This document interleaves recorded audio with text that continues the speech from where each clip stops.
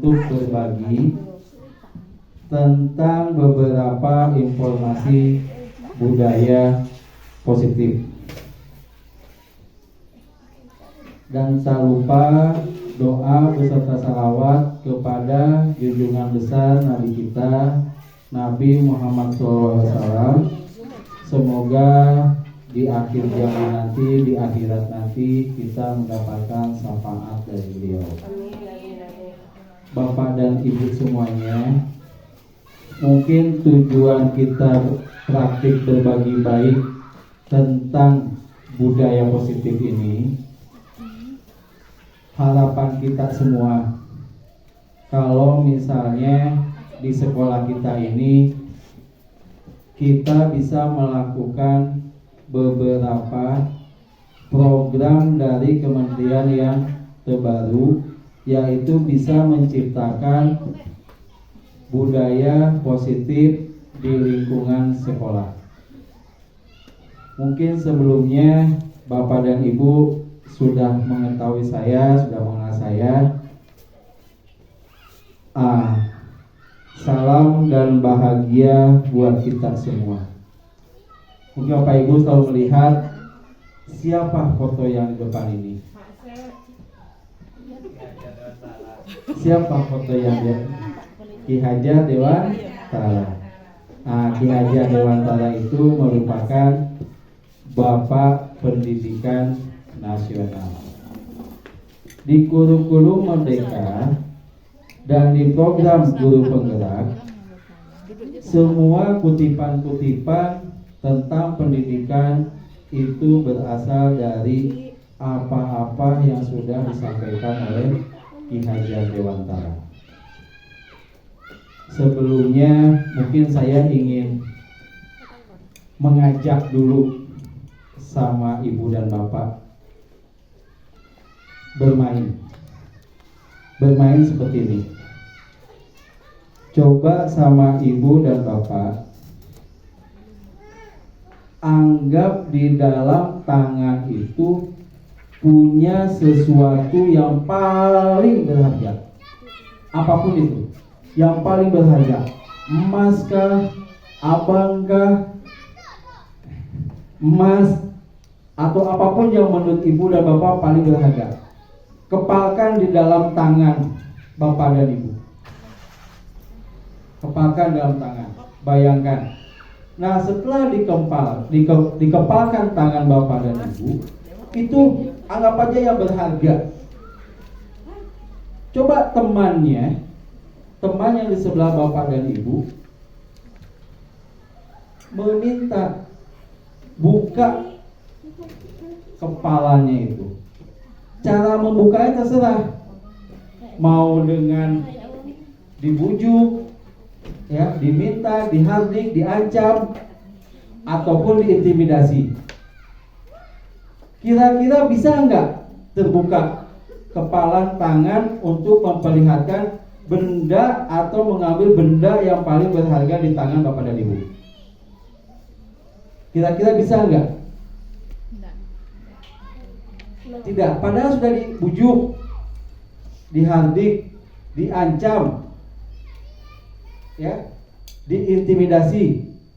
Bisa nggak kira-kira Bapak dan Ibu memberikan benda yang paling berharga itu kepada teman sebelah Bapak dan Ibu? Tidak. Kenapa? Berharga. Tetapi kapan kepalan tangan itu bisa dibuka? Keinginan siapa? Kita sendiri. Keinginan kita sendiri.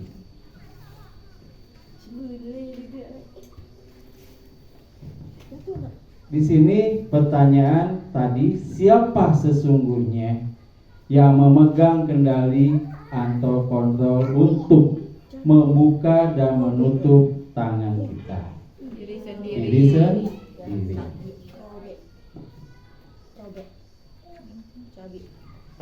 Kita sendiri yang memegang kontrol atas kepalan tangan kita. Apakah kita membuka atau menutup kepalan tangan itu tergantung pada diri kita masing-masing sesuai dengan kebutuhan dasar kita. Kalau menurut Bapak Ibu yang memintanya adalah orang yang kita sayangi, itu pasti dibuka tidak? Ya. Tidak juga. Orang yang kita sayangi, orang yang kita sayangi, contohnya mungkin suami atau istri meminta yang kita lupakan, akan kita kasihkan tidak? Pasti dikasihkan kan? Nah, makanya sesuai dengan kebutuhan dasar kita saat itu. Kebutuhan dasar.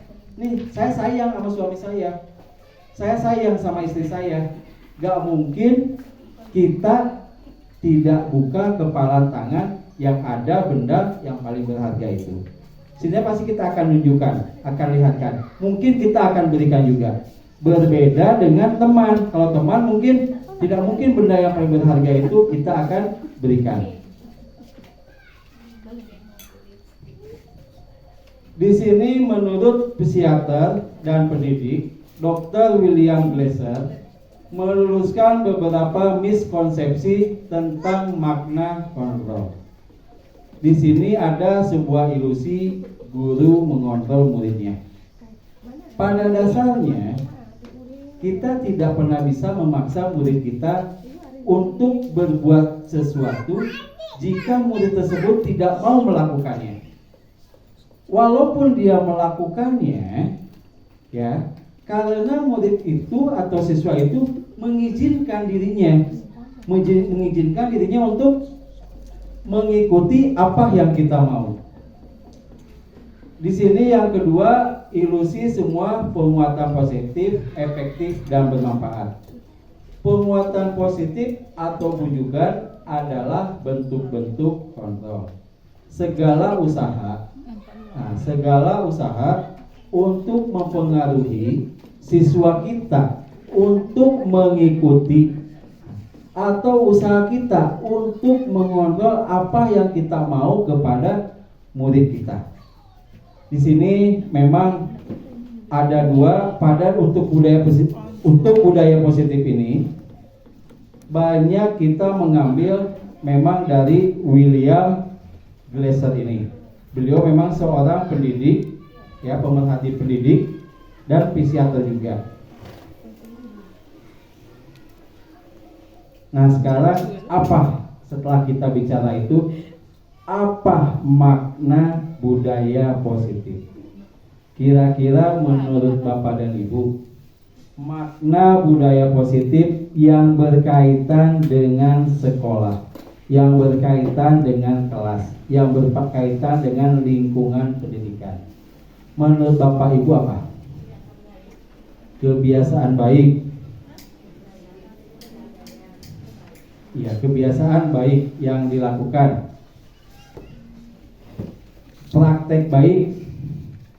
Praktek baik kemudian praktek baik. Budaya positif. Nah, contohnya bersalaman seperti yang menjadi foto saya di tema saya, memang itu salah satu budaya bersalaman itu adalah budaya positif. Kebiasaan. Nah, positif itu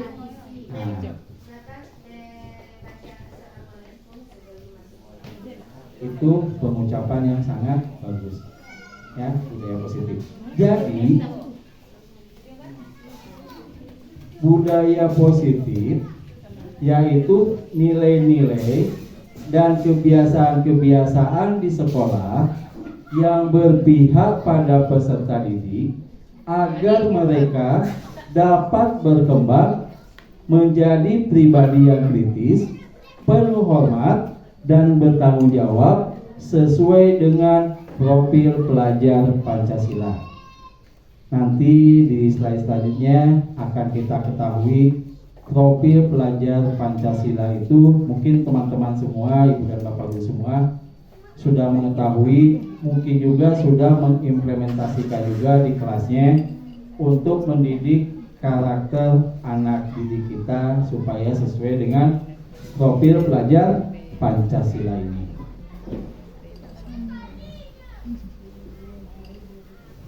Konsep utama budaya positif. konsep utama budaya positif itu terbagi menjadi 7. Perubahan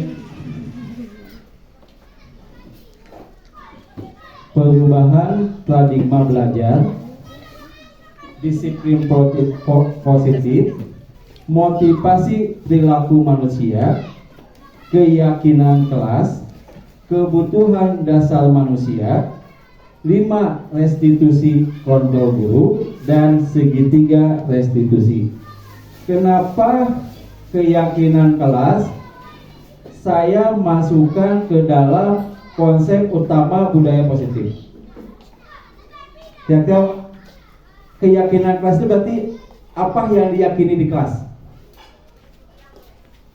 Mungkin kalau Bapak dan Ibu kesepakatan kelas kemarin. Nah, kesepakatan kelas. Tapi saya konsepkan di sini menjadi sebuah keyakinan kelas yang saya tuangkan untuk menjadi konsep utama budaya positif. Kita lihat dulu, kita satu-satu perhatikan perubahan paradigma belajar. Selama ini paradigma belajar kita, proses belajar mengajar kita datang mengajar, memberi materi kepada anak sesuai dengan capaian ketuntasan. Setelah selesai evaluasi, baru kita berikan penilaian. Mungkin selama ini seperti itu pada saat proses belajar kita. Nah, dalam perubahan paradigma belajar, di mana sebenarnya sekolah atau kita guru akan menyediakan lingkungan yang positif, aman, dan nyaman agar siswa kita mampu berpikir, bertindak, dan mencipta dengan merdeka, mandiri, dan bertanggung jawab. Salah satu contohnya kemarin di 4B. Di 4B hari Sabtu dan hari Minggu, wali murid bergotong royong bersama-sama dengan guru kelasnya untuk menciptakan lingkungan belajar yang nyaman. 4B, kelasnya ikutin. Di catnya, di atasnya kuning, di bawahnya biru. Dinding kelasnya pun disusun dengan baik, dengan rapi. Sampai ke jendelanya itu dibersihkan kemarin. Sampai semuanya disusunkan mejanya, berkoordinasi juga untuk susunan meja anak supaya bisa nyaman. Nah, itu salah satu menyediakan lingkungan yang positif, aman, dan nyaman. Pada saat anak kita aman, nyaman, belajar, insya Allah mereka bisa lebih berpikir dengan baik. Insya Allah pada saat di kelas pun mereka akan apapun yang mereka inginkan, apapun yang guru inginkan bisa didapatkan. Contohnya kalau misalnya kelasnya tidak nyaman, kotor, kita gini pasti murid pun tidak akan semangat juga. Tetapi kalau sudah menyenangkan, insya Allah mereka pasti semangat juga belajarnya. Disiplin positif. Nah, ini kembali lagi yang tadi saya sampaikan. Kalau misalnya Ki Hajar Dewantara itu apapun yang menjadi kutipan-kutipan, apapun yang menjadi ucapan beliau yang selama ini mungkin kita cuma taunya Ingarso Sun Tulodo, Ingarso Madyo Karso, Tuturi, Anda yang ini. Mungkin selama ini kita banyak mengetahui cuma 3 itu. Sebenarnya banyak kutipan-kutipan dari beliau ini yang sangat berkaitan dengan pendidikan kita saat ini. Salah satu contohnya di sini Ki Hajar Dewantara mengartikan disiplin sebagai bentuk kontrol diri, yaitu belajar untuk kontrol diri agar dapat mencapai suatu tujuan mulia. Tujuan mulia di sini mengacu pada nilai-nilai atau prinsip-prinsip mulia yang dianut seseorang. Nilai-nilai tersebut dinamakan sebagai nilai-nilai kebajikan. Nilai-nilai kebajikan adalah sifat-sifat positif manusia yang merupakan tujuan mulia yang ingin dicapai setiap individu. Ki Hajar Dewantoro menyampaikan ini dia pada saat sekolah di Jerman apa Belanda Pak Tommy? Yang anaknya itu dia lagi menyusun program untuk pembelajaran besok, anaknya dikurung di luar karena mengganggu.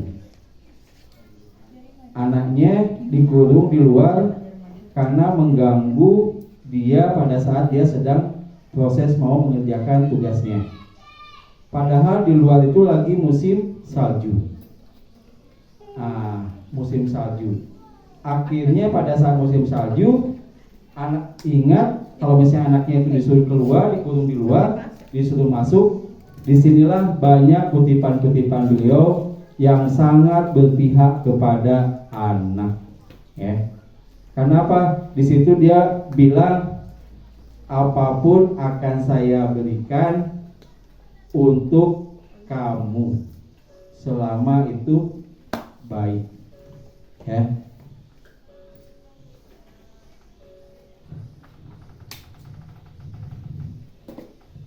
Nah, kita masuk ke disiplin positif. Tadi nilai-nilai yang kita hargai buat siswa kita adalah nilai kebajikan.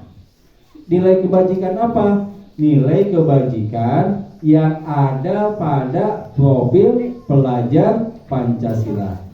Mungkin Bapak dan Ibu sudah mengetahui profil pelajar Pancasila itu ada 6. Yang pertama, beriman, bertakwa kepada Tuhan Yang Maha Esa dan berakhlak mulia, berkebinekaan global, gotong royong, kreatif, bernalar kritis, mandiri. Mungkin urutannya tidak pas, tidak mesti sesuai dengan urutannya, tetapi disiplin positif itu bisa kita lakukan dalam proses untuk penguatan karakter pelajar Pancasila. Tadi teori motivasi perilaku manusia. Teori motivasi perilaku manusia ini ada beberapa yang kita lakukan. Selama ini mungkin tanpa kita sadari, Bapak dan Ibu sering melakukan yang 3 motivasi perilaku ini. Yang pertama, memberikan hukuman. Betul? Memberikan penghargaan atau reward. Betul? Atau imbalan.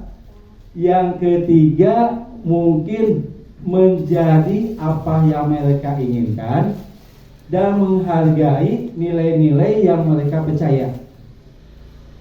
Artinya kita pernah menjadi motivasi juga buat anak kita, kan? Anak kita salah, kita gak pernah menyalahkan, kita gak pernah memberikan hukuman, kita gak pernah memberikan imbalan, tetapi kita memberikan motivasi kepada anak kita. Pernah kita melakukannya? Saya yakin Ibu dan Bapak pasti pernah, tanpa kita sadari. Nah, inilah yang masuk ke dalam motivasi perilaku kita sebagai manusia. Tapi yang paling banyak apa Pak? Yang paling banyak sebagai memberikan hukuman. Itu yang paling banyak yang kita lakukan. Imbalan ada, tapi mungkin sedikit aja kita selalu berikan, ya. Dalam menjalankan peraturan atau keyakinan kelas, bila mana ada suatu pelanggaran, tentunya sesuatu harus terjadi. Tindakan terhadap suatu pelanggaran pada umumnya berbentuk hukuman atau konsekuensi. Namun dalam pelaksanaan kurikulum Merdeka akan diperkenalkan program disiplin positif yang dinamakan restitusi. Hukuman itu yang tadi awal kita sampaikan itu selalu tidak terencana. Sama seperti yang saya lakukan sama Pak Tommy kemarin kepada anak kelas 5 dan 6. Kita anak kelas 5 dan 6, kita tidak pernah merencanakan untuk memberikan hukuman kepada anak, tetapi kita langsung berikan hukuman itu kepada anak kita. Di sini hukuman itu tidak berencana atau tiba-tiba. Anak atau murid tidak tahu apa yang akan terjadi gitu.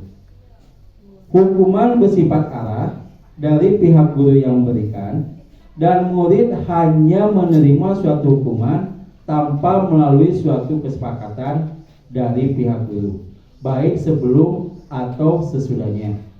Hukuman yang diberikan bisa berupa fisik atau psikis. Murid anak disakiti oleh suatu perbuatan atau kata-kata. Ya memang setelah kita marah sama anak, setelah kita memberikan hukuman pada anak, itu selalu teringat kalau apa yang kita lakukan itu memang pasti akan menyinggung perasaannya, akan menyinggung ke hatinya. Konsekuensi itu sudah terencana atau sudah disepakati, sudah dibahas dan disetujui oleh murid dan guru. Umumnya bentuk-bentuk konsekuensi dibuat oleh pihak guru atau sekolah, dan murid sudah mengetahuinya sebelum konsekuensi yang akan diterima bila ada pelanggaran.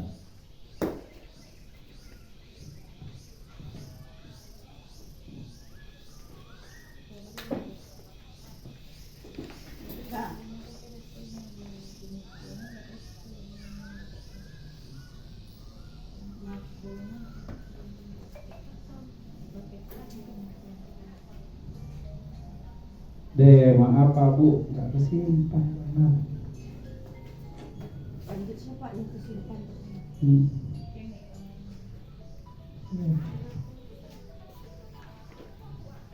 Sekarang kita masuk ke dalam restitusi.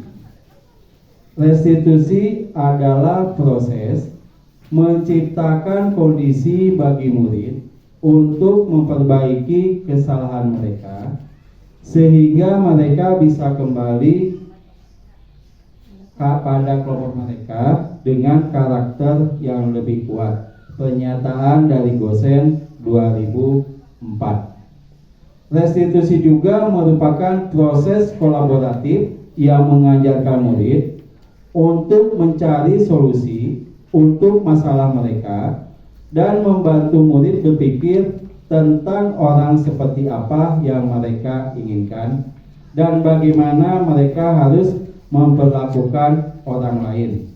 Chelsom Gosem tahun 1996. Tadi restitusi ini di kurikulum Merdeka itu memang yang paling diinginkan pada saat proses mengambil keputusan kepada siswa-siswa yang ada permasalahan. Nah, keyakinan kelas. Di sini keyakinan kelas. Kemarin Bapak dan Ibu kan menulis kesepakatan kelas. Mengapa keyakinan kelas tidak peraturan kelas saja? Menurut Bapak dan Ibu kenapa? Kita perlunya keyakinan nih, bukan peraturan kelas. Ya, kalau keyakinan kelas itu adalah nilai-nilai kebajikan. Sementara kalau peraturan itu sudah dibuat baku. Nilai keyakinan kelas itu didiskusikan atau kita sharing dengan anak atau siswa kita. Tetapi kalau peraturan itu kita langsung buat dan anak langsung mesti mematuhinya. Jadi keyakinan kelas adalah nilai-nilai kebajikan, ya, suatu prinsip universal yang disepakati bersama secara universal, lepas dari latar belakang suku, negara, bahasa maupun agama. Menurut Gosen, suatu keyakinan akan lebih memotivasi seseorang dari dalam instingnya. Seseorang akan lebih bersemangat untuk menjalankan keyakinannya daripada hanya sekedar mengikuti serangkaian peraturan. Mungkin Bapak Ibu kemarin banyak pada saat menulis kesepakatan kelasnya. Nah, keyakinan kelas itu bersifat lebih abstrak dari peraturan yang lebih rinci dan konkret. Kalau peraturan itu masih banyak. Ini. Nah, sementara kalau keyakinan itu bersifat lebih abstrak. Lebih apa yang diyakini sama anak kita dan kita pun sebagai gurunya di situ. Keyakinan kelas berupa pernyataan universal. Pernyataan keyakinan kelas senantiasa dibuat dalam bentuk positif. Keyakinan kelas hendaknya tidak terlalu banyak dibuat sehingga mudah diingat dan dipahami oleh semua warga kelas. Keyakinan kelas sebaiknya dapat diterapkan di lingkungan kelas tersebut. Semua warga kelas hendaknya ikut berkontribusi dalam pembuatan, bersedia meninjau kembali kelas dari waktu ke waktu.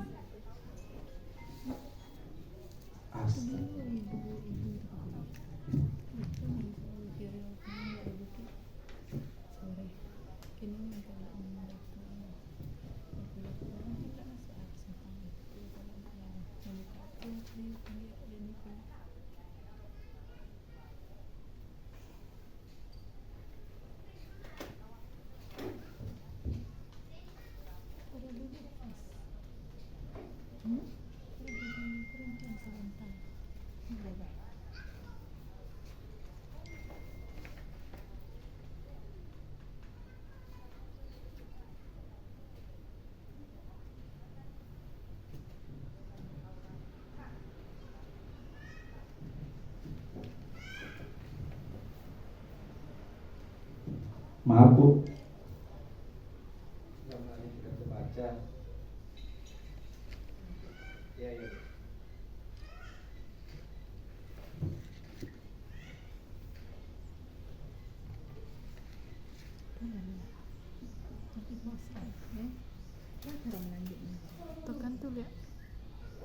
Iya, jadi karena saya pakai kanvas itu jaringan.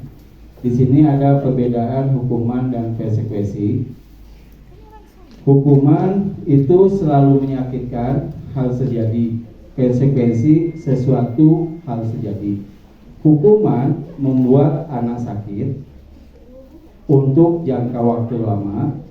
Konsekuensinya membuat anak merasa tidak nyaman dalam jangka waktu pendek. Anak membenci kedisiplinan, paksaan, mendorong anak menyakiti diri sendiri, konsep diri yang buruk. Anak belajar untuk menyembunyikan kesalahan, marah, rasa bersalah, dipermalukan, merasa tak dihargai. Sementara konsekuensi, sesuatu harus terjadi, membuat anak merasa tidak nyaman dalam jangka waktu pendek. Anak menghargai disiplin, stimulus tanggapan, mendorong anak agar mudah menyelesaikan diri, konsep diri yang baik. Anak belajar untuk mematuhi peraturan, kehilangan hak, dibuat tidak nyaman, diasingkan untuk sementara atau time out. Hukuman atau konsekuensi. Di sini ada contoh kalau kita sering melakukan seperti ini. Mencatat dulu, waktu kita dulu mencatat di dalam buku kalimat, saya tidak akan terlambat lagi karena terlambat datang ke sekolah. Itu bentuknya hukuman. Membersihkan coretan yang dibuatnya di meja tulis itu adalah konsekuensi. Murid diminta push up 15 kali karena tidak menggunakan masker di sekolah. Mungkin itu pada saat kita zaman Covid. Hukuman. Menggantikan kertas tugas teman yang telah dicoret-coret itu adalah bentuk dari konsekuensi. Nah, di sini ada lari mengelilingi lapangan basket 2 kali karena terlambat 10 menit untuk pelajaran PJOK. Mungkin kalau guru kelas yang memberikan itu berbentuk hukuman. Tetapi karena pada saat itu proses pelajaran PJOK itu berubah menjadi sebuah konsekuensi. Ya.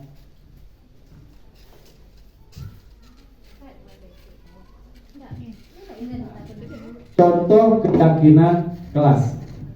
Keyakinan kelas 1, setiap anggota kelas perlu belajar, setiap anggota kelas perlu senang, setiap anggota kelas perlu melakukan tugas, setiap anggota kelas perlu saling menghargai, setiap anggota kelas perlu merasa aman, selalu bersikap positif, senantiasa menjadi diri terbaik, percaya dan menghormati orang lain serta barang miliknya, berkomitmen terhadap setiap tugas, senantiasa membantu. Ada nggak yang menurut Bapak dan Ibu janggal di sini atau yang berbeda gitu?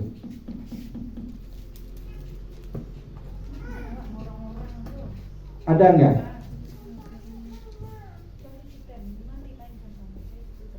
Tidak menggunakan kata, tidak ada kata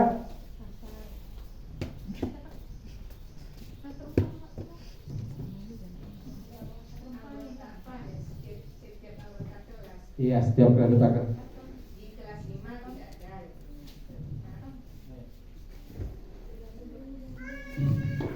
Kira-kira apa nih? Ada nggak yang menurut Bapak Ibu tuh kok ini dibuatnya seperti ini semua gitu?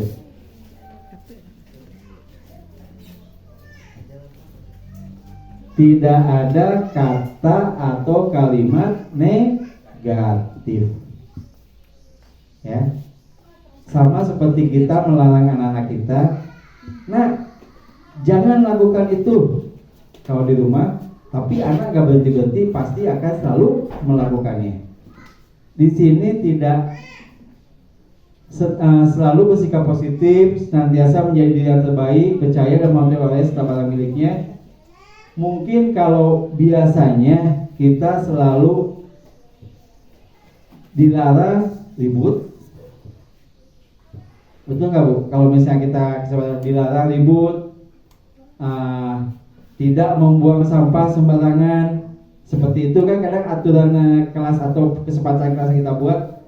Nah, sekarang ini untuk keyakinan kelas diusahakan ada kalimat-kalimat penulisannya atau ucapan-ucapan dengan menggunakan kalimat positif. Ya. Tidak membuang sampah, kira-kira kalimat positifnya apa Bu? Tidak membuang sampah sembarangan. Membuang sampah pada tempatnya. Atau buanglah sampah pada tempatnya. Ya. Iya. Persuasif ya, Cika ya. Persuasif ya. Bahasa Indonesia. Kalau misalnya tidak ribut, dilarang ribut di kelas, kira-kira apa kalimat positifnya? Kan selalu kita pada saat buat kesepakatan kelas tidak ribut di kelas, tidak sering keluar masuk di kelas. Kira-kira kalimat positifnya apa? Tidak ribut di kelas. Ada nggak kalimat positifnya? Diam adalah emas. Menjaga ketertiban kelas. Ya. Oke. Sekarang kita masuk ke 5 kebutuhan dasar manusia. Kita semua, nggak anak-anak juga, mempunyai 5 kebutuhan dasar. Semua yang kita lakukan adalah usaha terbaik kita untuk mendapatkan apa yang kita inginkan. Ketika kita mendapatkan apa yang kita inginkan, sebetulnya saat itu kita sedang memenuhi satu atau lebih dari satu kebutuhan dasar kita. Kebutuhan dasar yang lima itu, yang pertama bertahan hidup, kasih sayang dan rasa diterima, kebebasan, kesenangan, dan penguasaan. Kebutuhan bertahan hidup.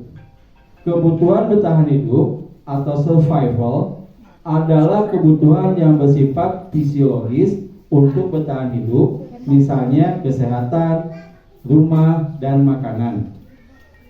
Kebutuhan ini meliputi kebutuhan akan perasaan aman, kasih sayang, dan rasa diterima atau kebutuhan untuk diterima. Kebutuhan ini adalah kebutuhan fisiologis untuk disayangi dan diterima, meliputi kebutuhan akan hubungan dan koneksi. Kebutuhan untuk memberi dan menerima kasih sayang, merasa kita itu menjadi bagian dari sebuah kelompok tersebut. Penguasaan, kebutuhan pengakuan atas kemampuan.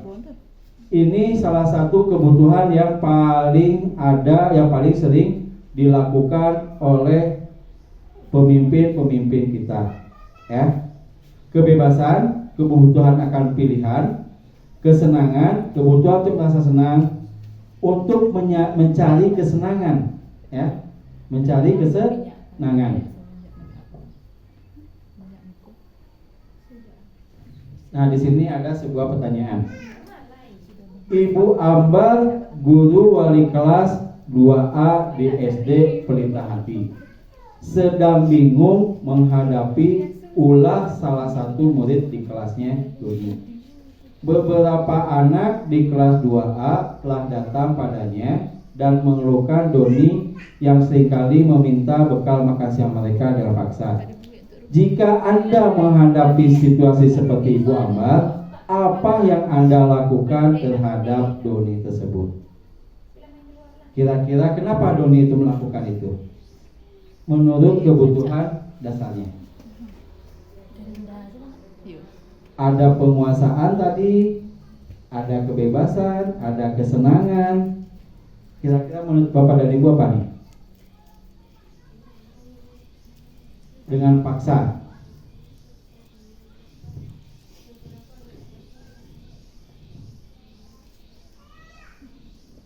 Penguasaan, kasih sayang, rasa terima, bertahan hidup, kesenangan, dan kebebasan.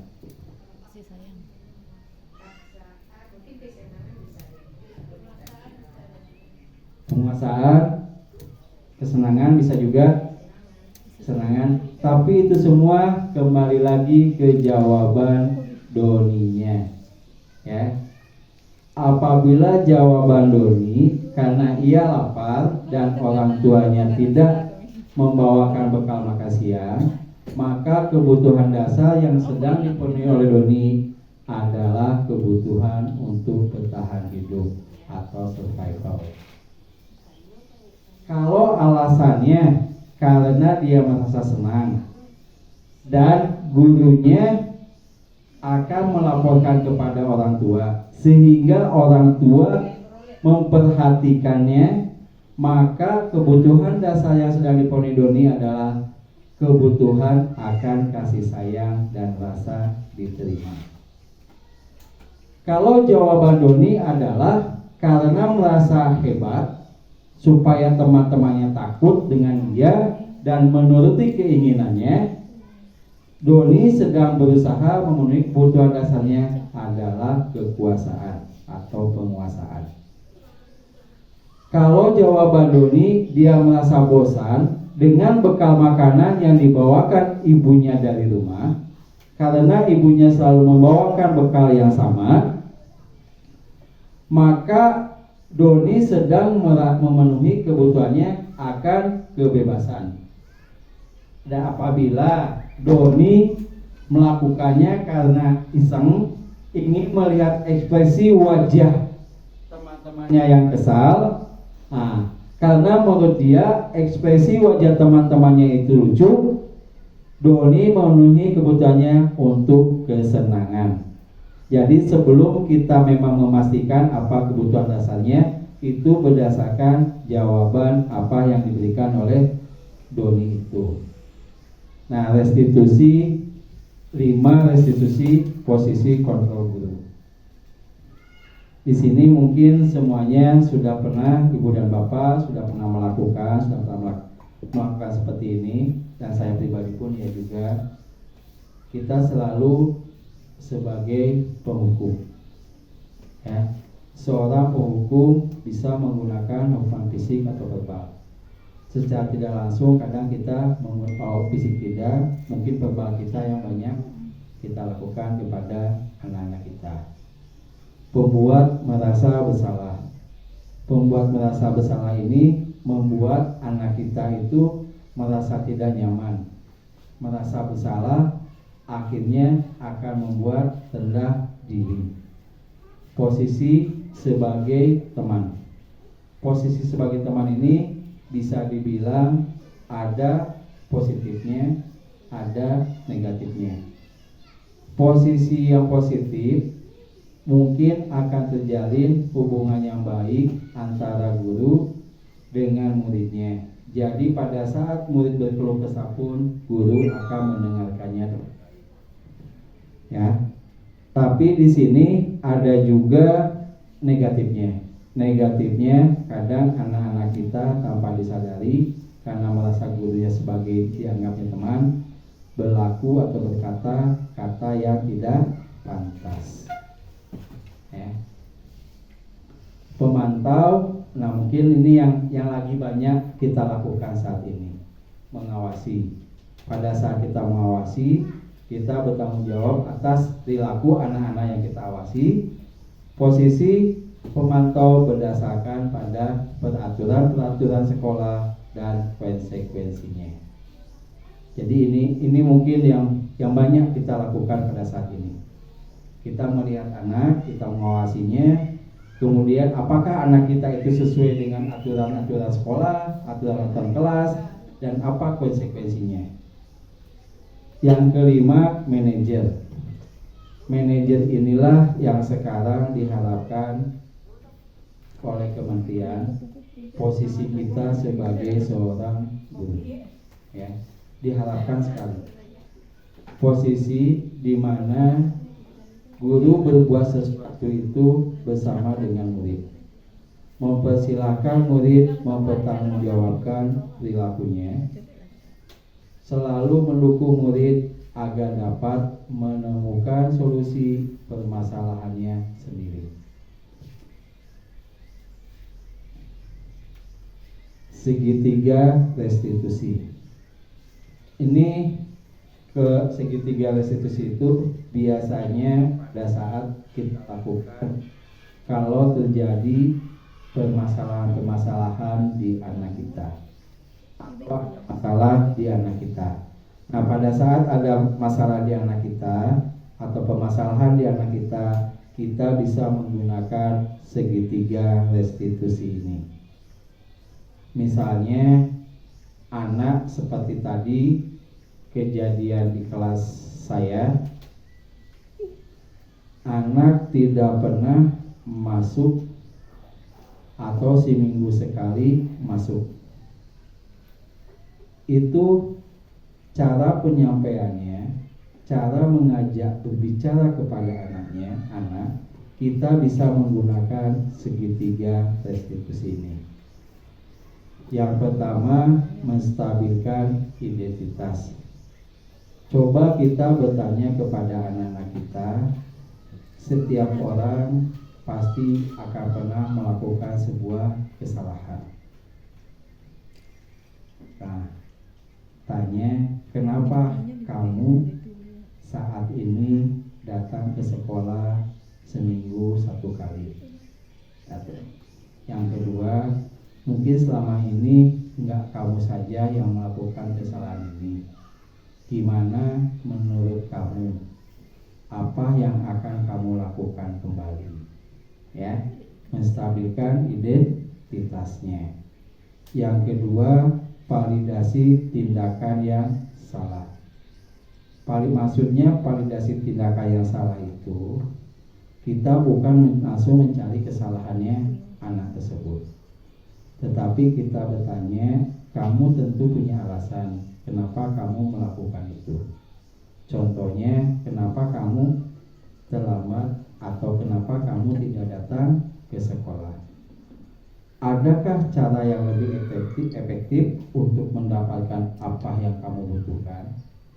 Maksudnya apa sih yang kamu butuhkan di kelas ini, di sekolah ini, supaya kamu bisa selalu datang ke sekolah?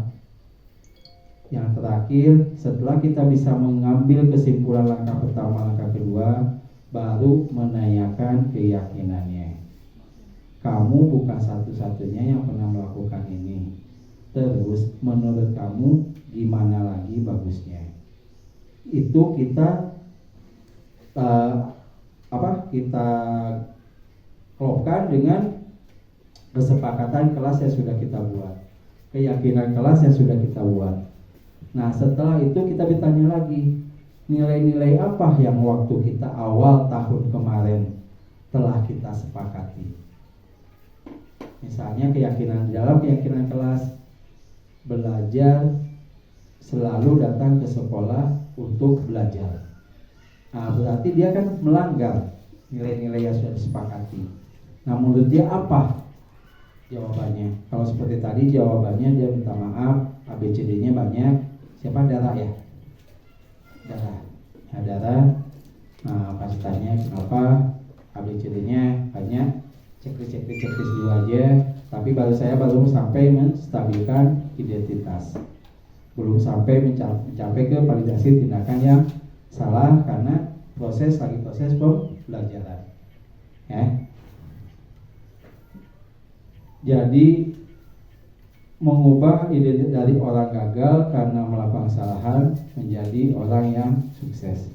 Ada istilah kegagalan itu adalah sukses yang tertunda. Ya Bu ya. Jadi tetap sama seperti kita semua, kita mesti yakin kalau misalnya gagal belum berarti habis. Dan gagal kita akan selalu meminta anak supaya selalu mencoba dan selalu mencobanya. Setiap tindak memenuhi kebutuhan dasar.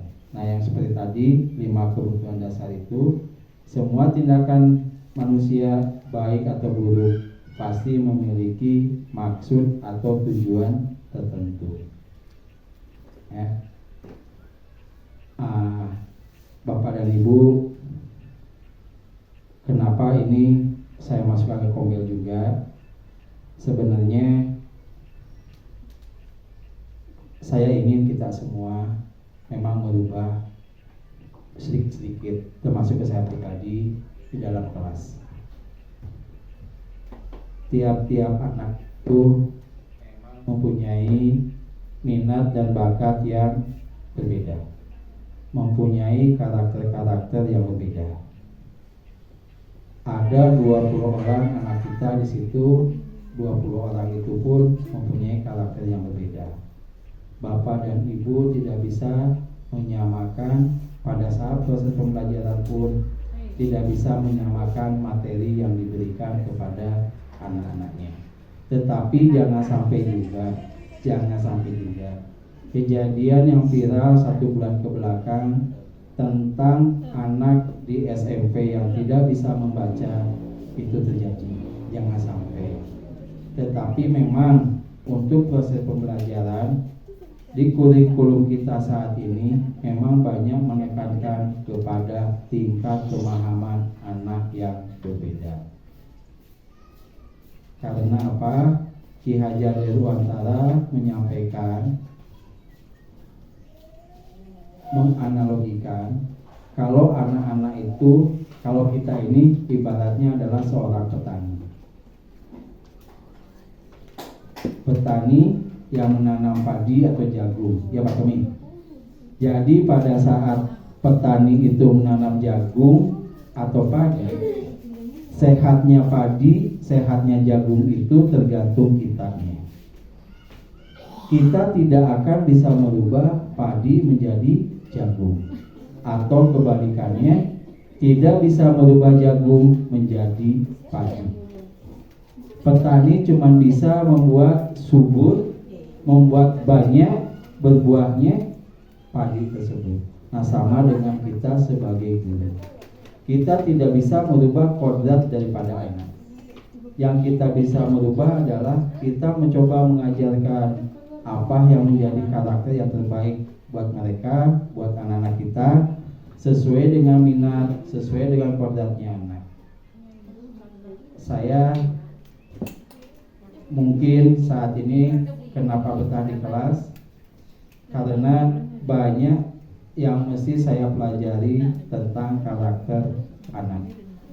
Di situ banyak saya mengetahui ternyata penyampaian-penyampaian yang saya tahu selama ini tentang mengajar, tentang proses belajar mengajar, iya banyak yang kurang tepat.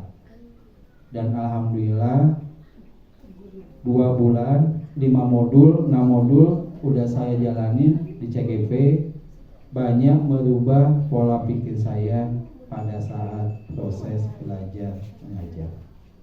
Dan moga Bapak dan Ibu semuanya kita bisa untuk share, kita bisa berbagi bagaimana kita bisa menciptakan budaya positif di sekolah kita, bagaimana kita bisa mau memahami karakter anak, kemampuan anak yang sangat berbeda.